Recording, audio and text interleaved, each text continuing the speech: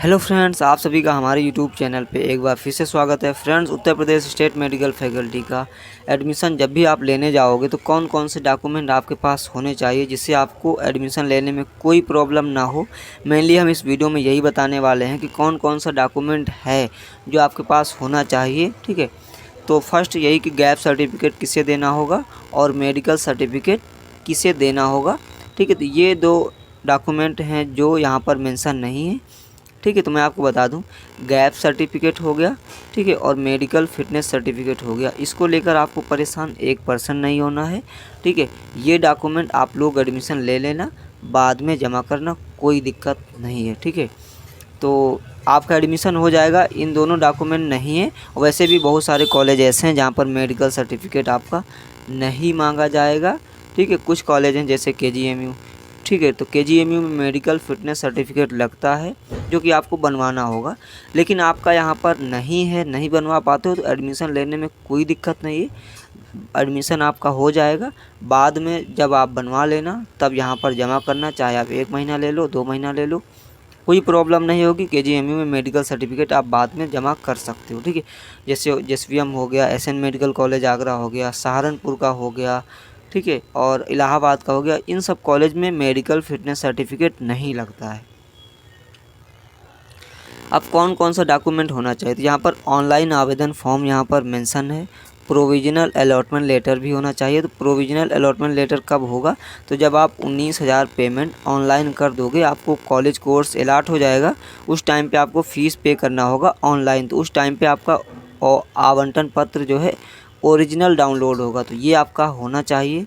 ठीक है, उसके बाद 10th की मार्कशीट एवं प्रमाण पत्र। ठीक है, तो इससे कंफ्यूज नहीं होना। क्या है कि आपकी जो मार्कशीट होती है वही आपका प्रमाण पत्र होता है। ठीक है, वही अंक पत्र होता है। ठीक है, तो इससे आपको परेशान नहीं होना कि हाँ तो प्रमाण पत्र और अंक पत्र क्या होता है। आपकी जो मार्कशीट होती है वही आपका सब कुछ होता है। ठीक है, तो 12th का भी वही सेम आपकी मार्कशीट यहाँ पर लगने वाली है। और कास्ट सर्टिफिकेट, अभी आपके पास टाइम है दोस्तों। OBC वाले जितने भी कैंडिडेट हैं वो उनके पास नया होना ही चाहिए, पुराना मान्य नहीं होगा। मैं पहले ही बता दूं, 6 महीने का जो फैकल्टी ने मेंशन कर रखा है उससे पहले का नहीं होना चाहिए। ठीक है, बाकी का SC ST का हो जाएगा, और जो जनरल कैटेगरी से बिलोंग करते हैं उनका कोई कास्ट सर्टिफिकेट नहीं लगेगा। लेकिन अगर आप EWS है तो आप EWS आपका होना चाहिए, तभी आपका एडमिशन होगा। अगर आपने EWS लगाया है फॉर्म भरते टाइम तो आपके पास EWS सर्टिफिकेट भी होना चाहिए। और एक चीज़, EWS सर्टिफिकेट सिर्फ जनरल कैटेगरी के जो कैंडिडेट होते हैं उन्हीं का होता है। तो और कोई ना सोचे कि OBC का, SC ST का सोचने लगे EWS क्या है, तो ओनली जनरल कैटेगरी का होता है EWS, वो भी। ठीक है, तो जनरल कैटेगरी के जितने बच्चे होते हैं उनमें बहुत सारे बच्चों ने EWS लगाया होता है, तो उन्हीं का EWS लगता है। तो EWS को लेकर अदर कैटेगरी के बच्चे परेशान ना हो। उसके बाद यहाँ पर PH, FF और FX आर्मी, तो ये प्रमाण पत्र को लेकर आपको कंफ्यूज नहीं होना है। जिनके पास है उन्हें पता होगा कि ये प्रमाण पत्र क्या होता है। अगर आपके पास PH का मतलब फिजिकल हैंडीकैप होता है, ठीक है, तो FF फ्रीडम फाइटर और FX आर्मी। ठीक है, तो जिनके पास होगा तो उन्हें ये पता होगा। ठीक है, तो ये सब कैटेगरी के बच्चे होते हैं। आपका कोई सब कैटेगरी नहीं, इसको लेके आपको परेशान नहीं होना। आपका आधार कार्ड भी होना चाहिए। अन्य महत्वपूर्ण, ठीक है, तो यहाँ पर दे रखा है अन्य महत्वपूर्ण में ही आपका गैप सर्टिफिकेट आ जाएगा, मेडिकल सर्टिफिकेट आ जाएगा, और डॉक्यूमेंट आ सकते हैं जो कॉलेज वाले आपके मांग लें, जैसे फ़ोटो। ठीक है, आपके पास फ़ोटो भी नया होना चाहिए। अब आप लोग ये भी पूछोगे कि फ़ोटो कैसा होना चाहिए, जो हमने फॉर्म भरते वक्त लगाया वो होना चाहिए या कोई और। अगर आपने फॉर्म भरते वक्त जो लगाया आपके पास है तो अच्छी बात है, नहीं है तो आप नया बनवा लीजिए, कोई दिक्कत नहीं। आप ऐसा तो है नहीं कि आप फ़ोटो में आपका जो लगाया है और नया आप बनवाओगे तो कुछ चेंज हो जाएगा, ऐसा कुछ नहीं।